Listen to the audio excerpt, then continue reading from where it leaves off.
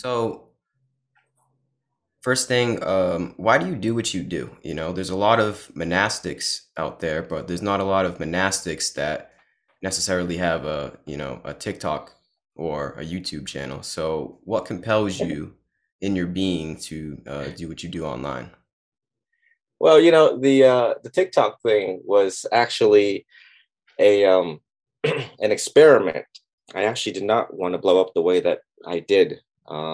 I just actually wanted a nice, quiet life after resolving my issues after the passing away of my grandmother and best friend Jacob Hall. Um, as a matter of fact, I'm setting up my media right now as we're talking. So it was an experiment. I didn't realize I was going to blow up the way that I did. I've always been teaching the way that I do. Obviously, anyone that goes back to my TikTok or Instagram and pay attention to the nature and tone, just the nature, style, disposition of my teachings. I mean, that's me. Straightforward, no nonsense, using real life examples, and hopefully reaching people. My hope was just to see if I could reach one, I would have been happy. But when I started out the TikTok situation, it was during the Asian lives thing. People were, I don't know, hating on Asians and stuff like that. So, and unfortunately, around that time, I was actually a victim of it.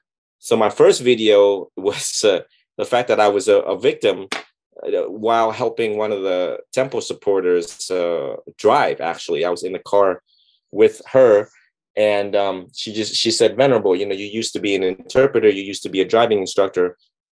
I was wondering if you could help me trying to pass my test." And I was like, "Sure, let's go to this nearby church." And there I went, and then everything unfolded the way it did, and the way how I felt about it. I decided, I need to go and tell people about this. Um, the Buddha told us to look inwards and not outwards. And if we have nothing good to say, don't say anything at all. But I figure, let's go inspire some people. And so that was the start of that TikTok. And then subsequently, I just got really into it. Yeah, one could say I got a little attached to it, just temporarily. And I just started making video after video.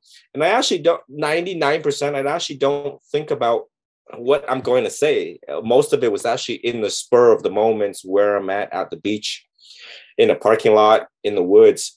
So when you look at my eyes, I'm like trying to think of what to say and be really careful about what I'm saying. I want it to be surgical precision when it comes down to short, concise, to the point, easy to understand type teachings. And I don't know, the algorithm, the way how TikTok works was amazing. And the next thing you know, I did a video on enlightenment, connecting enlightenment and video games, and that did it. That video did it. That was, I think every month there was 100,000 followers, and I achieved 1 million within like 7 months or so, Wow. and less than 10 months from the start of the TikTok. And I was also very inspired by Sadhguru when he said, "This is our time to use social media and inspire people." That I was very moved. We young monks, junior monks, always look for like people who've gone ahead of us, so that we're always looking for permission to wander outside the box. And we want to live a blameless life as much as possible. We don't want, especially senior teachers, to be like tapping on our shoulder, like, "What are you doing?" hmm Does that ever happen? Do you have more, I guess you could say, older monks or conservative monks that would kind of look at what you're doing and be like, "Hey, man, what's up with this?" Actually, no. Surprisingly, my direct teacher, Venerable Duc Min, and I know my other senior level teachers, they also spy on me too. But never once have they called me and said, "We think that you need to remove that certain video." Never once that they reached out and said, "Yeah, no, you need to get rid of this. This is not consistent with the Theravada tradition." Never.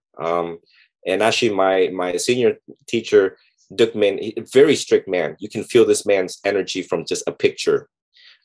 If I showed you a picture of him, you would be like, "Oh, whoa." And I've had people do that before. I just showed them a picture of my teacher, and they just want to jump out the window. And he said, "Good job." He says, "Yeah, I see that you're reaching a lot of people, but with a very strict face." But he's always like that. Hmm. Yeah. I think technology, in the time that we live in with this technology, it's a double-edged sword. You can either get lost in the sauce and get lost in the craziness of TikTok, or you can kind of, use it to your best advantage to essentially your own liberation, right? Because that's what it's all about. So it's easy to get sucked in, but it's also easy to get sucked into the good stuff, I guess you could say, thanks to people like you. Mm. Yeah, it's need to be used the right way, effectively, and just be very mindful of it. Is because you can really gravitate, attach onto negativity. Yeah. But if technology used in the best way, like Ajahn Jayasaro said, this is like the best time in history where you can get on YouTube and look at any arahant's teaching right there and then, like boom, Hmm. bada bing, bada boom. So access to information and wisdom and insight is bam, seconds, within seconds. Yeah. Mhm. Yeah. It's amazing. It really is. So how would you describe, or how do you describe Buddhism to somebody that really has no idea what it is, If you could put it simply. It is non-toxic. It is inclusive. It is chill. It is relaxed. Um, it depends on who that person is and at what age. I tend to appeal more to young people. So if I were to speak to someone who is young, I would say that you know you can you can drink, you can smoke, you can have sex, you can vape, you can do whatever you want. The Buddha is only concerned when you do a little bit too much of it, where you don't know what you're doing and lost. You don't want to like drink so much where you have no idea what planet you're on. Okay, because the Hmm. more we tell them not to do it, the more they're going to do it anyways. So helping them find the balance in the middle way, right? And so, right now in our history, 2022, and at the time of this talk, we have a lot of issues in America, a lot of issues about abortions and gender identity, gender fluidity, gay, straight, LGBTQIA plus. We have Black Lives Matter, Blue Lives Matter. We have divisions. We have all sorts of things going on. And the question for me, as an emerging young teacher, is that how do I get them to unite? How do I get them to choose this philosophy of living, right? Religion, philosophy of living. And it needs to be religion so that it's protected under the Constitution, but it is more of a philosophy and way of living. Um, and so, again, refraining, when you look at the language in the Pali Canon, refraining from intoxicating substance, and I would draw them away if I said, no, you cannot do that, right? Yeah. Then it feels like a sin, and it puts on all of these guilt. And it is chill, it is non-toxic, and I like to inspire other people by and through my own example. It's just how chill I am myself. Hmm. Um, and how inclusive it is, how it is welcoming for people of all gender, race, age. No matter where you're at in life, you can change. No matter if you just got back from prison or have done things that are unskillful, that are unwholesome. The language of this philosophy is designed for people to really look at things and said, yeah, it's all right. Yeah, I was a fool, and now I like to cultivate myself to be the wise and start making wiser decisions.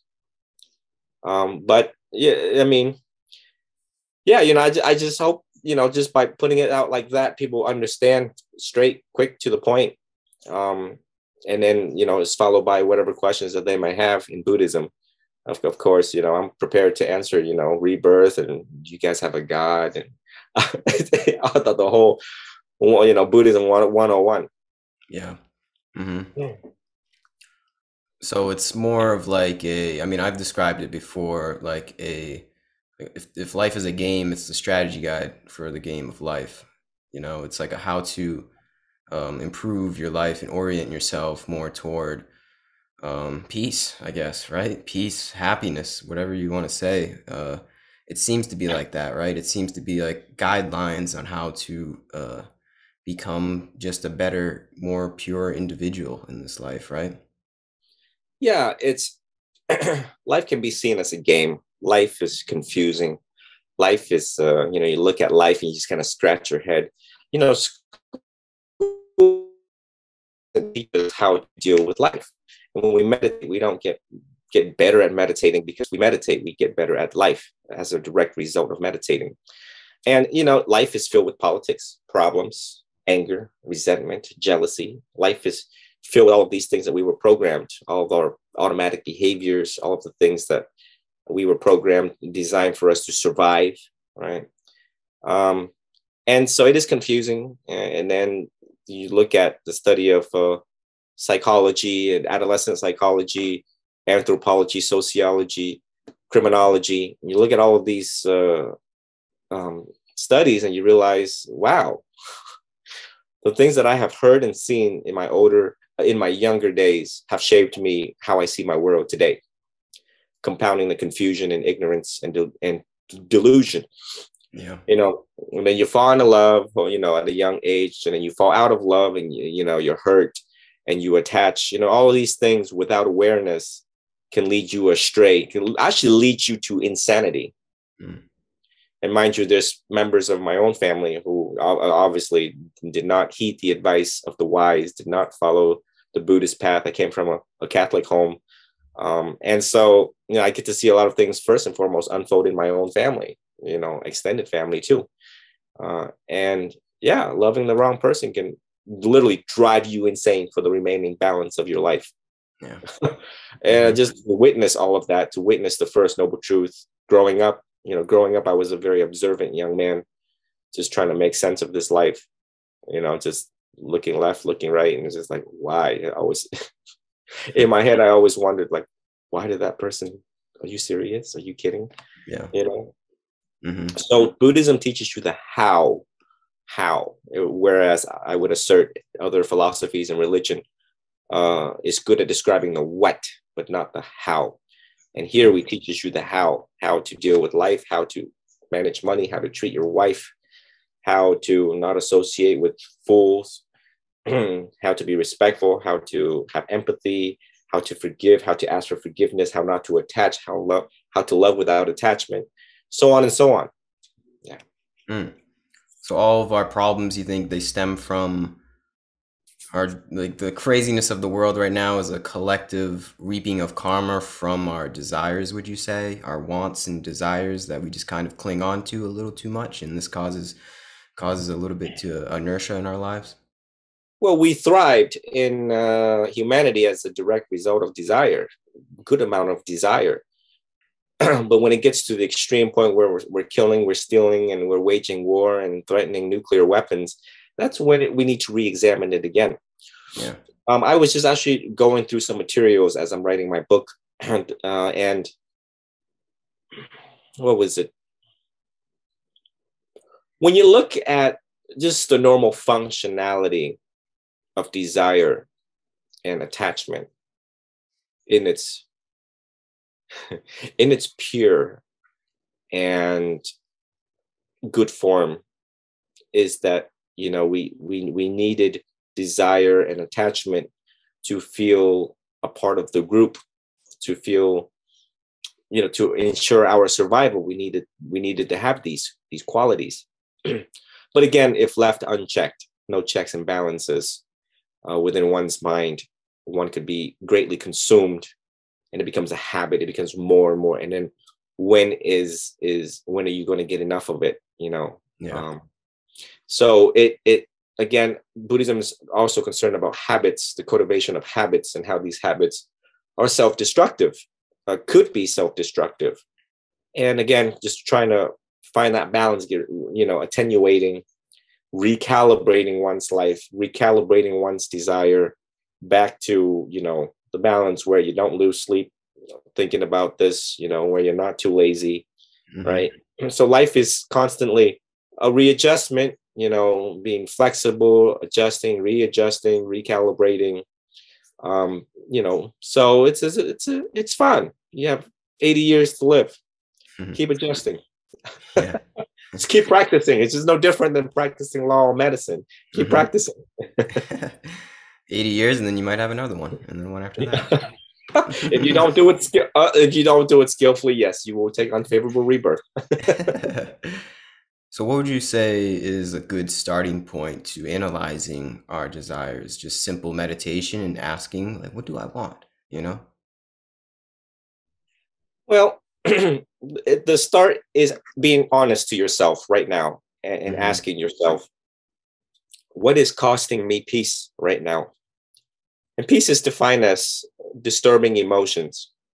If something is disturbing your emotions right now, right, is one way to look at it. And then we should really, really try to examine our life, the blueprint of our life right now. The other thing, another measurement is if it rises to the level of clinical concern, which is um, if it's starting to affect your work, sleep, school, studying, functioning, sex life, right? When we look at all eating, right? If you're not eating, if you're not sleeping, if you're not going to school, if you can't function well in school, function well at work, the effective and efficiency of a human while engaging in these typical normal activities of a productive adult, prudent man, reasonable, prudent man, then that is something that you should re-examine again and Mm-hmm. quickly. Because if left unchecked, then next thing you know, you're in the mental hospital or in the ER. Right? You listen to your body, listen to your mind. It's telling you something's working out or something is not working out. That's one thing that we ignore the signs and symptoms, and we're like, no, I got it. We underestimate ourselves. Now I got this. Now I got this relationship. I know where this relationship is going, so on and so on. Or yeah, I can manage my alcohol. Yeah, I'm not an alcoholic. And then the denial, and then the ego. So again, the smarter you are, the more likely you get yourself in all sorts of trouble. The smarter you are, the more clever you are, the more you tend to make all sorts of excuses to run away from what is costing you peace. Mm-hmm. And so that would be the start, which is be very honest to oneself. It's, yeah, this I don't think this is working out right now. I think this drinking problem is it's getting out of hand. It's costing me a lot of money. I'm drained financially, and my people in my family is telling me about it. If a person cannot reflect because they're in this world of theirs, too deep in the world, well, it's good to reach out for help. That's what we have therapists for. Um, Licensed LCSW, licensed clinical social worker, LMHC, licensed mental health counselors, PhDs in psychology, psychologists, psychiatrists, to help you screen. I mean, we are blind to ourselves and we are blind to the things that we do. So therefore, let these guys listen to your story. All you have to do is be really honest and say, yeah, I am addicted to sex. Yeah, I am addicted to gambling. Yeah, I have fallen off the swing, and I'm here now. I'm having the courage to talk to you. You're a stranger. I don't even know you. Mm-hmm. I'm just look, doc. Listen, I'm just gonna just lay it all out, and you tell me what I need to do. Yeah. So being honest and then just surrendering, right? Because the opposite of surrendering would be resistant, right? I mean, I had to do everything that I'm telling everyone here. Had I not taken the courage to do that, I wouldn't be in the seat that I am to teach people, to guide people, the qualifications of a teacher to guide and help people in life. So, and then let them tell you, yeah, we think that we're going to need another session. We think that you should go to rehab. We think that it's probably time to consider medication. And sometimes you do. That's another question in Buddhism is, what is our position in medication? And I assert that if it rises to that level of clinical concern, then yeah, you're going to need to buy some time for you to back to stable, back to baseline, because right now you are off the chain. And, some people, yeah, they get up there. And as much as I like to see everyone deal with things organically, sometimes you just got to like take a break from life. And hopefully you have a supportive family unit that can buy you some time. Yeah. Mm-hmm. Yeah. It's about honesty and courage, like you said. And it's tough, man. It really is tough um to confront the skeletons in our closet and the trauma that we've been through our whole lives. It's tough. So I understand everyone's struggle right now. It's definitely understandable, but I think it's something we have to do, or else we're just gonna be on this hamster wheel, you know? We're just gonna constantly just keep going, or we're just going to keep suffering essentially. And we're at a time right now where it seems like the whole world is almost being forced to confront the demons, I guess you could say. It's confront the dark side of ourselves and the stuff that we've been through. Like we have to. It's like this, like I said, it's a reaping of past karma collectively, it seems like, in the world. And that's what's happening. It seems like, I don't know. Um, yeah, man. It's Go ahead. it's I hope to really inspire other people by and through my own actions and previous actions. And that, especially men, we're not very good at communicating and opening up and, reaching Yeah. out for help or even crying. I've Yeah, cried right. before. I've cried during live talks, Mm-hmm. and just again, helping people, lending a voice for people to sit there and really think about the current situation that they're in. And to just say, just be really honest, is that part of being human is that, yeah, you are going to be subject to old age, death, decay, disease. And part of disease is mental disease, mental illnesses, Mm. right? Mental health is part of that. And part of that is you're going to be stuck with some sort of an addiction, food addiction, sex addiction, gambling, adrenaline junkie, whatever it is, it may be, and just again, if it's costing you peace, disturbing your emotions, come forward to one of us, come forward to a therapist, a qualifying, experienced, authentic teacher, and reach out. Don't hesitate. The problem is we think we have time. Address it now than in your 50s or 60s or 70s. I've had students in their 80s. So, you want a good life equals a good death. You don't want to wait too long, leaving these things unaddressed. And then when you look back, the personal economic impact of your addiction, trauma, or abuse, you realize, holy cow, I could buy like 2 houses by now. Hmm. Yeah, right. Because had I not gotten help and get rid of this, I've had people sold their house, sold their cars, spiraling out of control. I'm going to talk about witnessing all of these things. I mean, year after year after year, watching people hit rock bottom. I'm trying to prevent that as much as I can in the position that I am. Mm-hmm. I think you're doing a pretty good job. I try. Do you think there's something that happens in people's lives that is like a catalyst event? It seems like our own struggle, our own suffering is what creates our own metamorphosis as well, right? But it seems to me like a moment, or maybe moments in people's lives that where something just clicks and the light bulb goes on and be like, wait. There's got to be another way. Like, was there something for you? I know you mentioned like you had the death of your grandmother and your friend. Was that what was something that sparked it? So I was on a very suicidal path. Had I not taken the path to peace, I would have been in prison or dead. I don't Mm-hmm. know where I would be. But I reverted back about how my grandmother got me into Buddhism, and I realized, how did I get? I started asking a lot of reflective questions, and I was like, how did I get to where I am today? Maybe I should trace back. And so that's the practice of Paticca Samuppada, which is the links of influence. Mm. And that's exactly what I did. I traced back as young as I could remember, from immigrating to America, who I saw, what I heard, how I was treated, the domestic violence that I witnessed, the rejection, the hurt, the bullying in school, that kind of molded me where I am today. And it starts with that. And I've always been teaching everyone that is that, where do you think this came from? Where did this anger come from? Where do you think is the root cause of this? That's the very first time they've ever heard root cause. And I'm trying to let's go backwards. Let's go backwards. Let's look at it one more time. So what we tend to do as humans, we run away from the hurt, the pain, the struggles, the things that we just don't want to look at. It's not pleasant. It's unpleasant. Again, it's human nature to turn away from things that are unpleasant to ensure our survival. I mean, who wants to sit there and depressed and think about this all day, every day? Yeah, right. Right. And then there's also the other end of that, which is we sit there all day, every day thinking about it because we don't want to get hurt again. Mm. So, when a person kind of it starts with stopping, and hopefully not too drunk, not too high at the time of stopping. and just re-looking at the blueprint of one's life, looking at the drama, looking at how you've been living your life. And and realize I'm not keeping the 5 precepts. I'm not following the 10 commandments.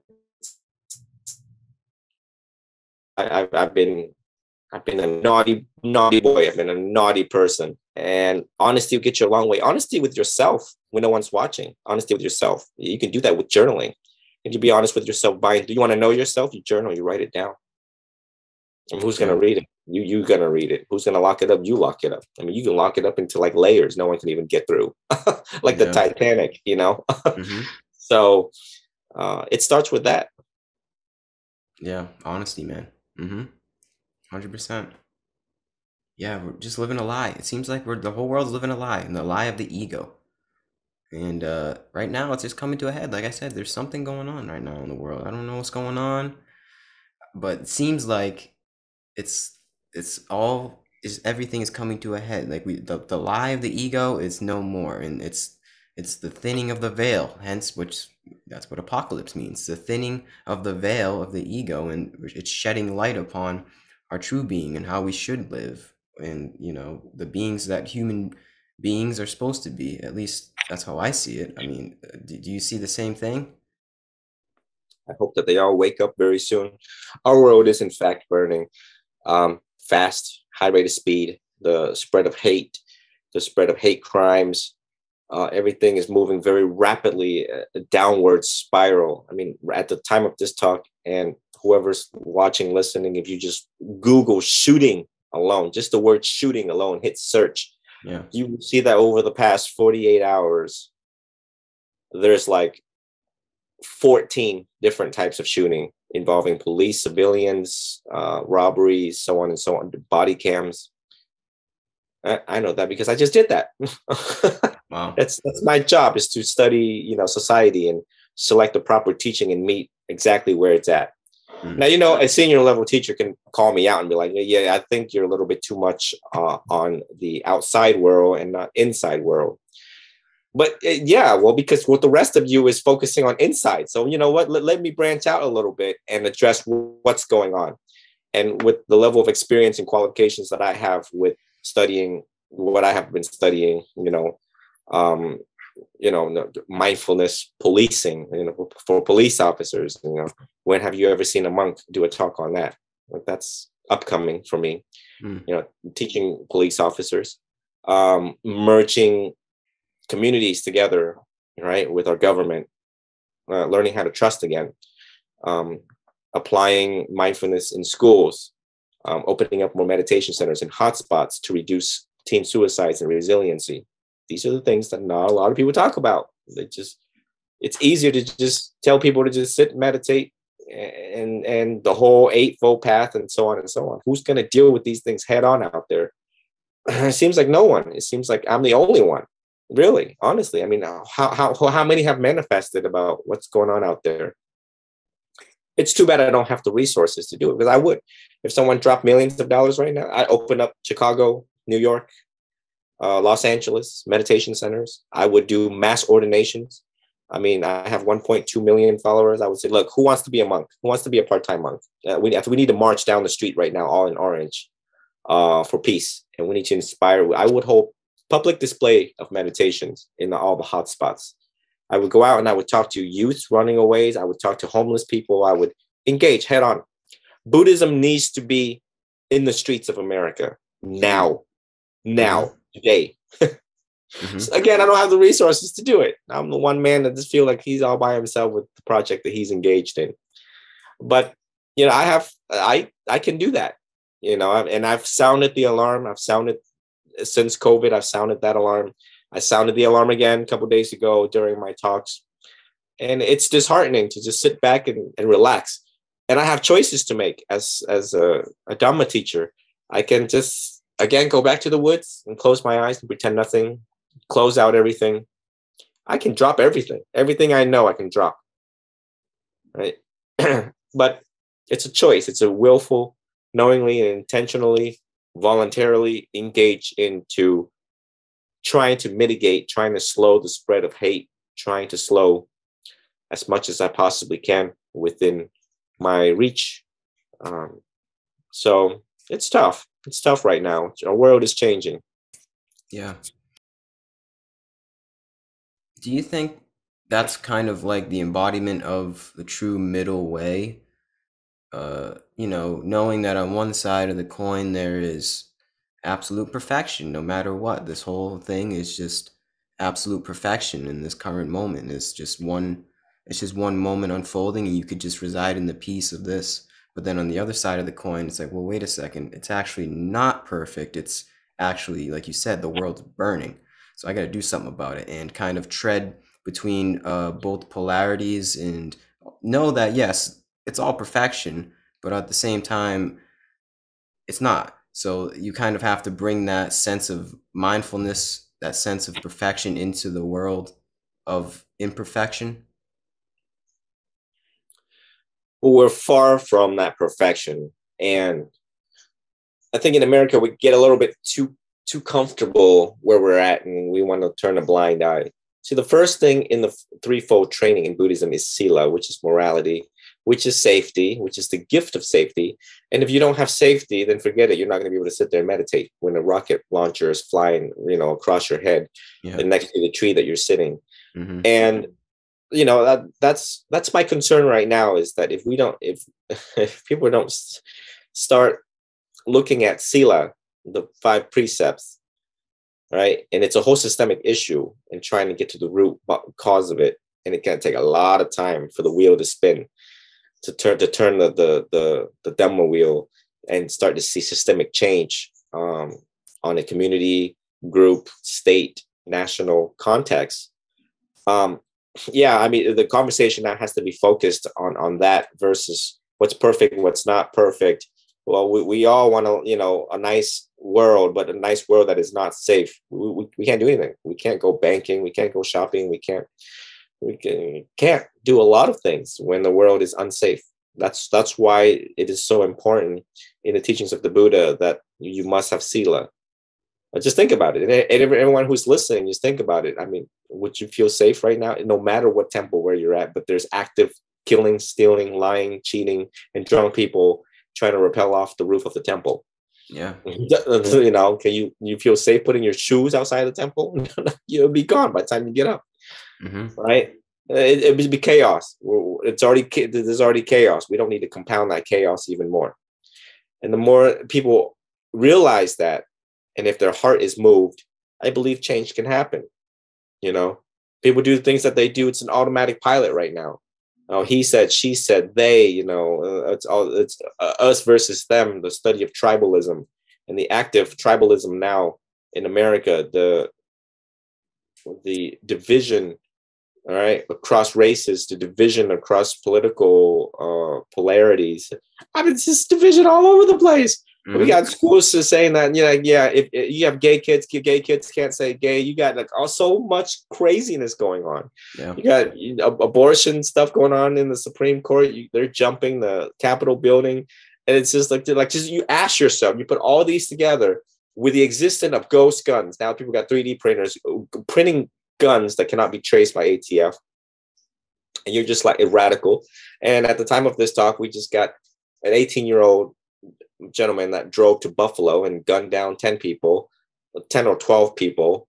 Only 2 people were white. Everybody was black, ages from 20 to 86. And it's just like, when is this going to stop? It's so, yeah, we got like 300 million people in America. But again, if you just Google shooting, what is it?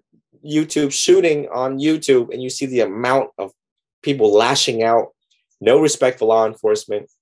I mean, they're just living the life like they're in Grand Theft Auto 3, a PS4, PS5 games right now. And it's just Yeah. like, you kidding?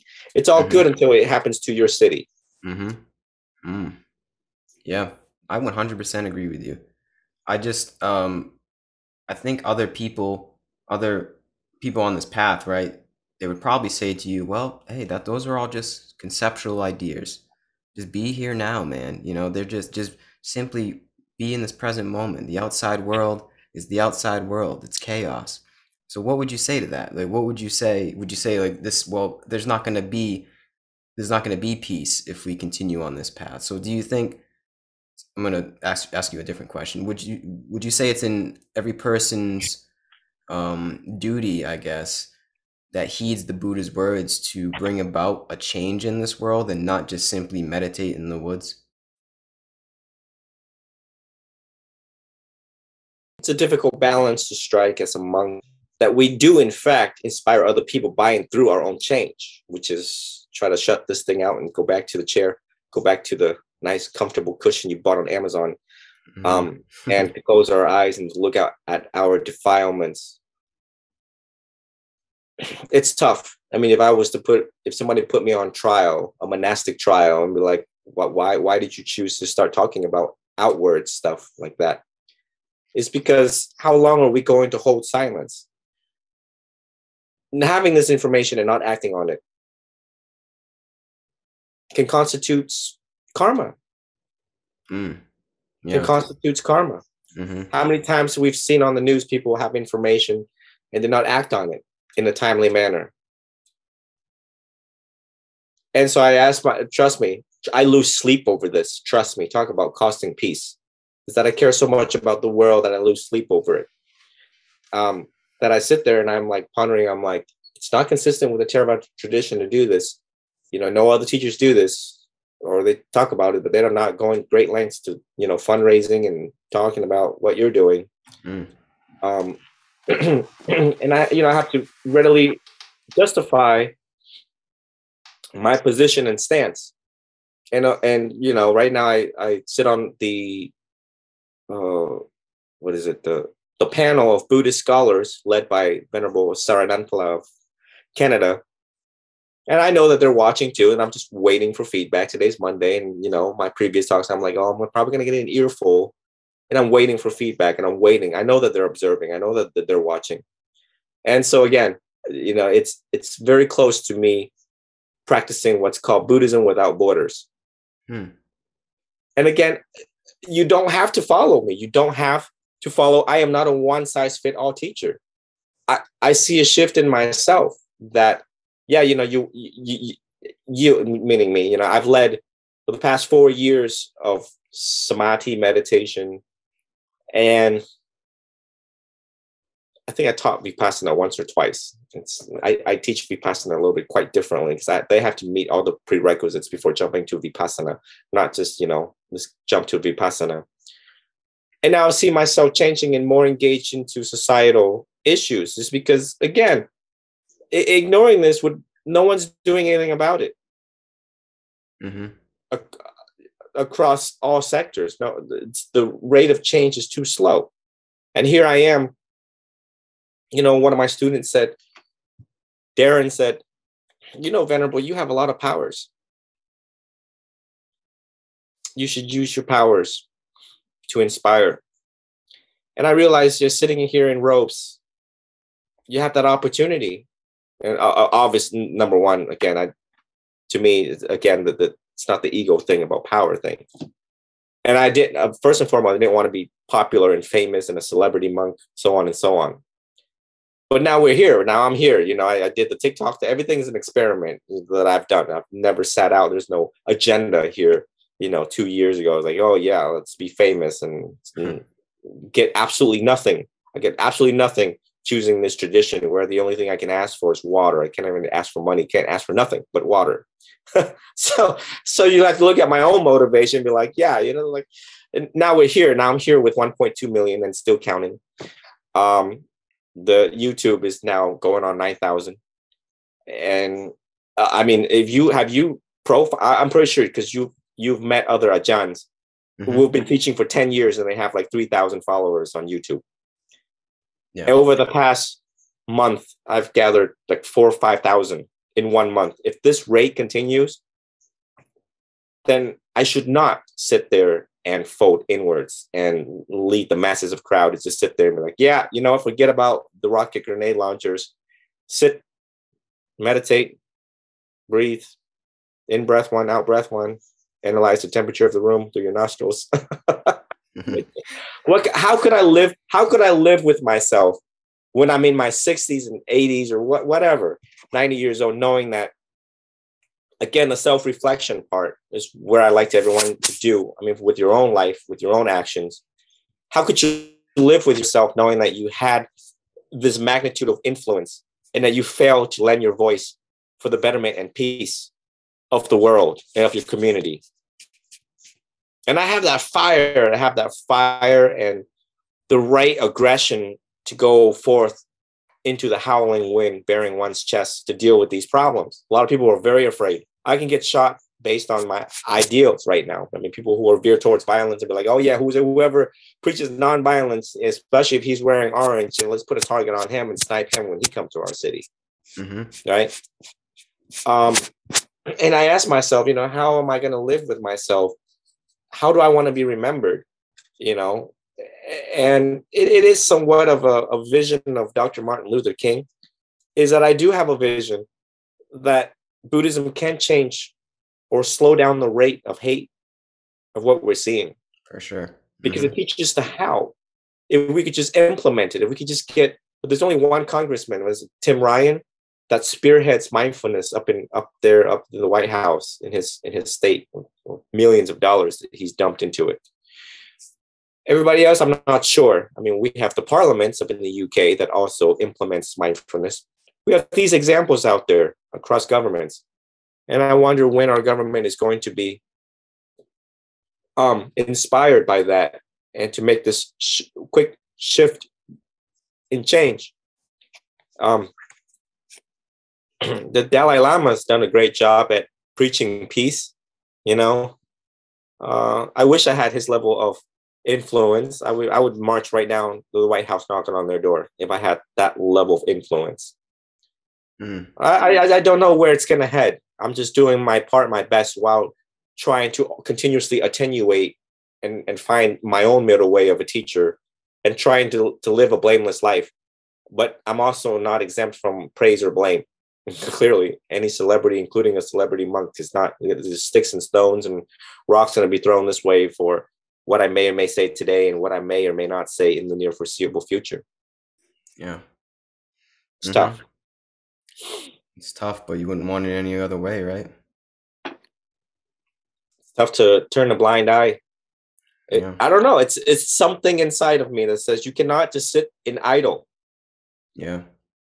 I mean, I've resolved my defilements. I wouldn't say all. When last time you hear that, right? Theravada teachers are cautioned not to do a lot of self-disclosure, right? And I have done a lot of self-disclosing in order to inspire young people of where I've been. I would say that I have mitigated my anger to like 97%. My greed, 98%. I still like chocolate. That constitutes the other 2%. Who doesn't like chocolate? Right. And when it comes to the delusion part of the ignorance part, the ignorance of the Four Noble Truths, is I do have a lot more to study, but the basics I got down. You know what I mean? It's not easy inspiring that many millions of people who are well versed in the Dhamma. And as a junior monk, humbly so. But so again, I hope that my book goes out and it starts to turn the wheel. But this is something that has to be head on. I need once I get the proper resources, time, energy, effort, and manpower with me, I have no problem making phone calls to police chiefs. I have no problem making phone calls to congressmen. I have no problem sending out letters and knocking on their door. And when people follow me, it's a vote. And obviously I realize I am just a small guy. You got kids dancing, shaking their butt, shaking whatever, all sorts of entertainment. And they're like 10 million, 12 million. 1.2 million comparable to 300 million in the US is still not, I feel, not enough to get the attention of these lawmakers and congressmen and House of Representatives and so on and so on. So I hope that, I don't know. It only takes one senator, one governor. It only takes one person in the system of government to hold my hand and said, let's do this together. I heard your message. Let's do this. And I said, oh, great. Great, let's go. Let's go. Let's fly me down to the White House. Let's have a sit down with Biden or whoever is sitting in office. No problem. We got to do something quickly. We need to address the how. Well, we hear a lot of what. Oh yeah, this is going on here, there. Here's a bunch of money, but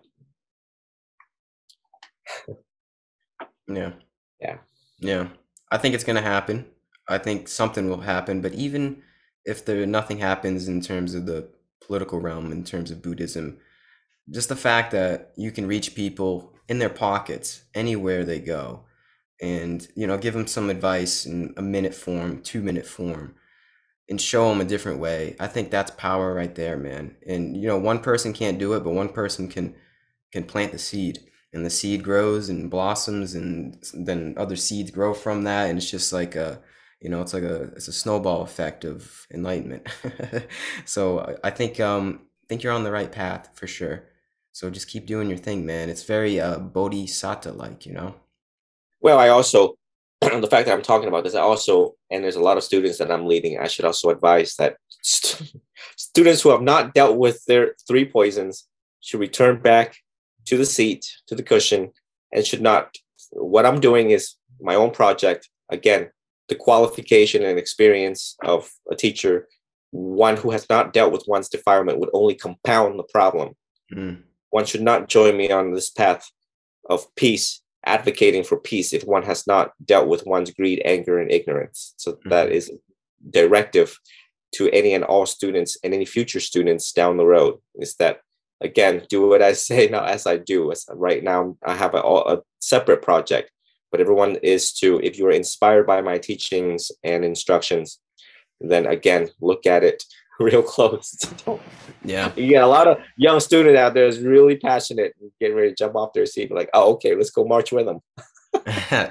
Yeah, I mean, the first and biggest thing that has to be done is a revolution within yourself before you start the revolution on the outside world. Is start within yourself and change yourself first, and then you can change others just by changing yourself, really. Yeah. I was afraid, Yeah, I was go ahead. hoping that this conversation veered this way somewhere, shape or form, just because I don't know what people are going to ask me during these types of shows, but the opportunity to expose this agenda now is a good thing. Yes, for sure. Well, I appreciate your time. I think we can probably wrap this thing up. Do you have any closing words to the world before we get going? Well, if you're new to Buddhism, dive into it with curiosity. It's awesome. It's something that you can see, measure, and observe. It's very scientific. It will lead you to peace. It can get you out of a lot of things. Depression, anxiety, PTSD, all of these clinical things. You should try Buddhism first. And whatever is causing you peace right now, just be honest to yourself. Look at it and don't get too attached to worldly things. Even though we've talked about that, it's easy to attach onto it, right? Because there's a lack of control. There's a lack of control, and we are fear-based. But I would advise everyone, again, that to look back inwards. Humans have you all have a long list to do in Buddhism, a lot of fun stuff to do. You have all sorts of meditation. You have the 4 protective meditation functions. You have the Dasa Nusati, the 10 recollections, right? And if you're a leader, you have the 10 qualities of a leader that the Buddha would want you to practice. And so, it's fun. Studying the 4 Noble Truths, again, can take years. So you guys have a lot of homework to do. It's fun. Rather do that than play games, rather do that than smoke weed, vape, so on and so on. And try to, I hope to see people who graduate from my program, the cognitive behavioral therapy and meditation. And hopefully those who have graduated can demonstrate that they have mastery of these skills and have won the battle within themselves. Mm-hmm. As much as possible. Mm-hmm. If you can't become fully enlightened, get as close to it as much as possible. And down the road, I hope them to join me onto the path to make changes that we need to inspire other people. But I'd like to thank you for reaching out to me, Gary, for the opportunity to, you know, expound the voice and the message necessary to effect peace in the world. Of course. Thank you for your time. Thank you for your wisdom, Venerable Jidao. And thank you for anybody that listened this long. And other than that, beautiful talk and peace out, everybody. Yes. Take care.